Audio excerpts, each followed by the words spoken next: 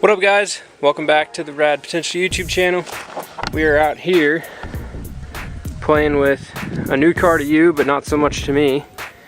This is my buddy Charles' first gen, affectionately known as Death Trap, for the reason being he got this car, I believe, for cheap to free, and it was orange and rusty and really nasty, and everyone that knew him whenever he got it thought it was a Death Trap because he would drive it around. And it used to have a Bridgeport 12A in it, just like what my silver car has, just super rowdy.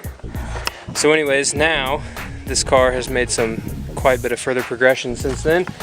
It has a RE speed rack and pinion front end, 5-lug converted with turbo 2 big brakes. It's got a 5-lug in the back as well with a drilled axle.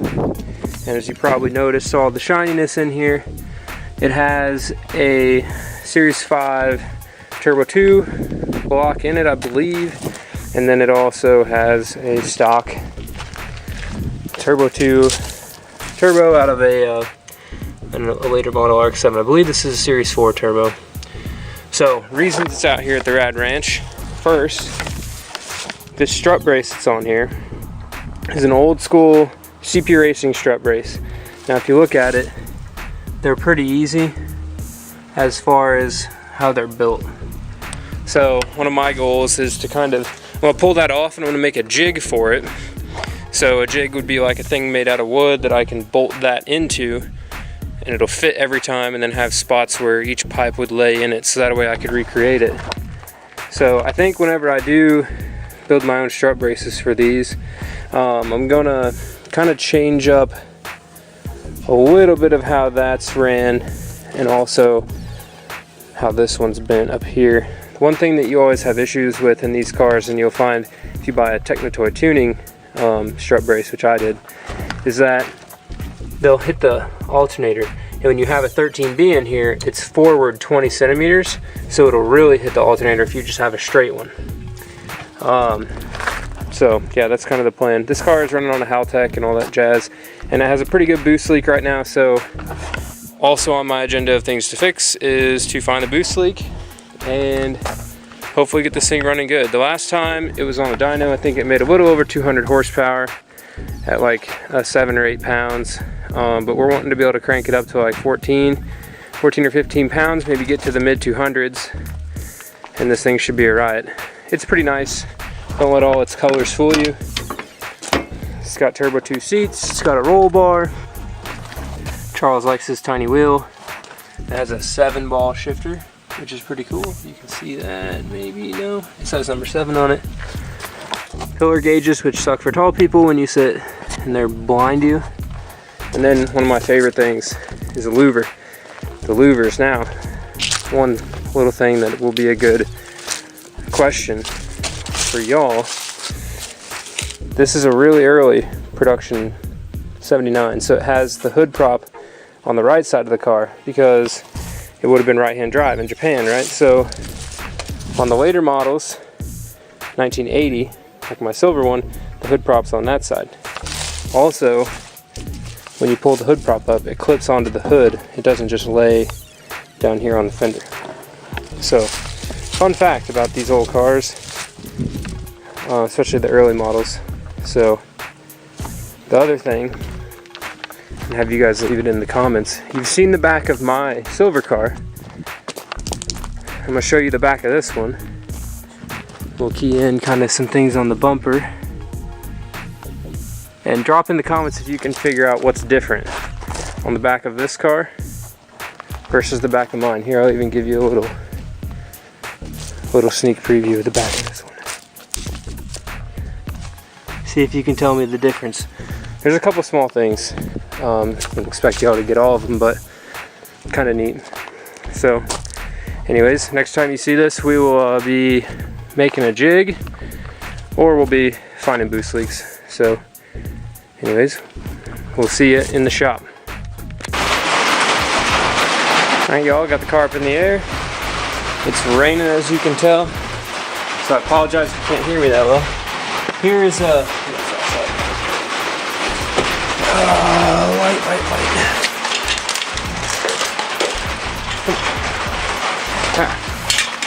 Here's a better look at this rack and pinion setup on this car. So you can see Fox Body Mustang rack, custom cross member, mounts to the stock location. It uses the stock lower control arms. Also flips it to front steer. So see, the knuckle comes out the front. Normally on an SAFB they go out the back. You see a little bit over there too. And then it moves the tension rod, instead of being from here, it goes to the back, so it's more like a compression rod. And then there's a stabilizer bar across there as well. So, pretty neat stuff. It's like old school RE speed. What up, y'all? It's another day. Yesterday we got this off, as you saw. So, today what we're doing is we're hunting for boost leaks on this thing.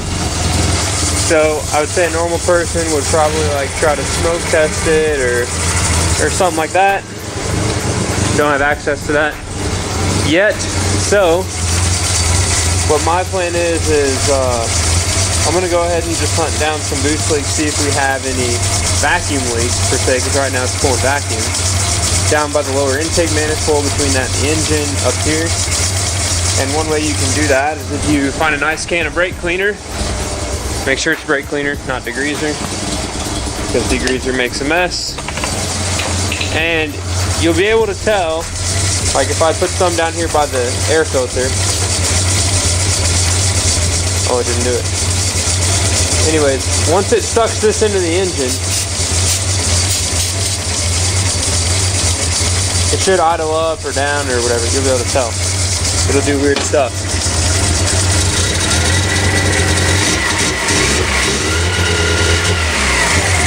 So this thing is still cold because I don't want to be touching it when it's hot, but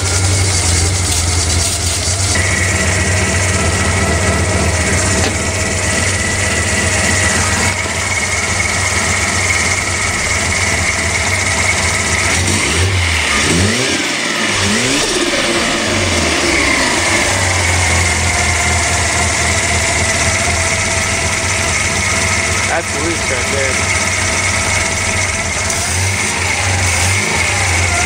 Get it actively.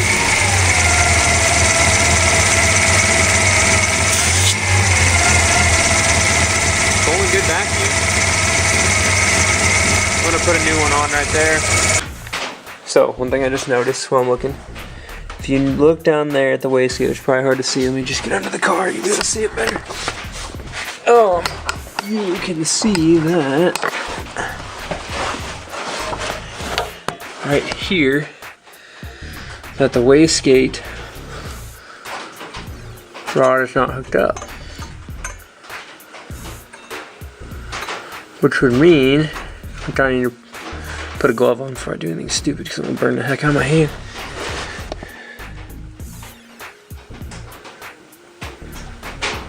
Believe that it would be fully closed right now. So then, I'm curious if, which you can't see anything now, if not having this hooked up is actually,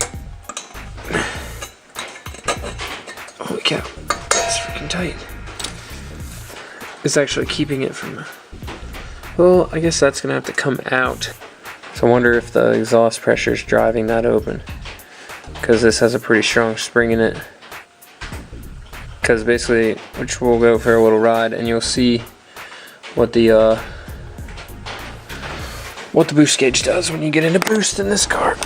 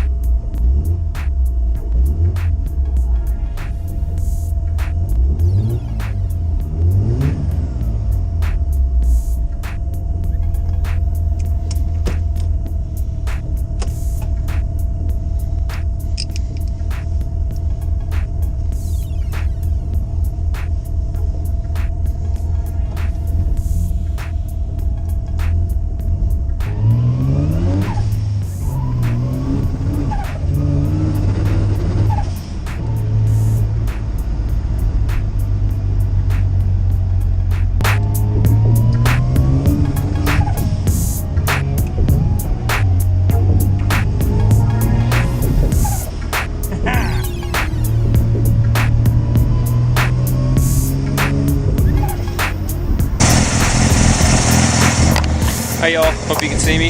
Maybe not. I'm trying to use these headlights for some light. But anyways, just got back from ripping in Death Trap. Pretty stoked. Wiring the wastegate closed like that, or just hooking it up with that big spring so that way it would super stay closed, I think helped with getting our boost level up. So that might have been the whole problem, is the wastegate was creeping open. Especially since it's just a stock turbo, so it really shouldn't make that much boost. And ideally, if we can get it making 10 or 15, that would be awesome. So what we saw there on the wideband is the last time we were messing with the car, basically it wouldn't, or it was making boost like I said earlier. It was going lean, so I took the fuel, cranked the fuel up in the mat all the way above 10 pounds to try to make it, obviously, fatten up, and it wouldn't. So we put a bigger fuel pump in it, and then it wouldn't make boost, so we couldn't get it up in that RPM range to see if we'd put way too much fuel in it. Well, I knew whenever I tuned it up that it did have too much fuel, because I threw about 50% more, brought the duty cycle up pretty hard on those injectors. So, and it has, I think it's got 1000s on the secondaries, or maybe 1600s, I don't remember. So, now that we're actually making that boost, the reason you hear it just start missing and going crazy is because it's hitting the wall. So it's just a wall of fuel after 10 pounds, so like it can't go it won't run away. Basically, we're giving it too much fuel. So what I'll have to do is I'm going to pick up the computer from Charles, try tomorrow, or at some point this week I'll pick up Charles's laptop. This one is running on a Haltech E6K, which is super old tech. It's got you use DOS is your operating system on your computer, so not like Windows or Linux or Mac. It's actually DOS. It's like code based. It's pretty old school. So I need to go get the computer for that. I'll hook it up. In the next video, this car will be us probably street driving this thing, getting the tune right. So that way it runs good. Once it runs good, then it's ready to be ripped on. So pretty stoked. Thanks for watching. Subscribe. Keep it rad.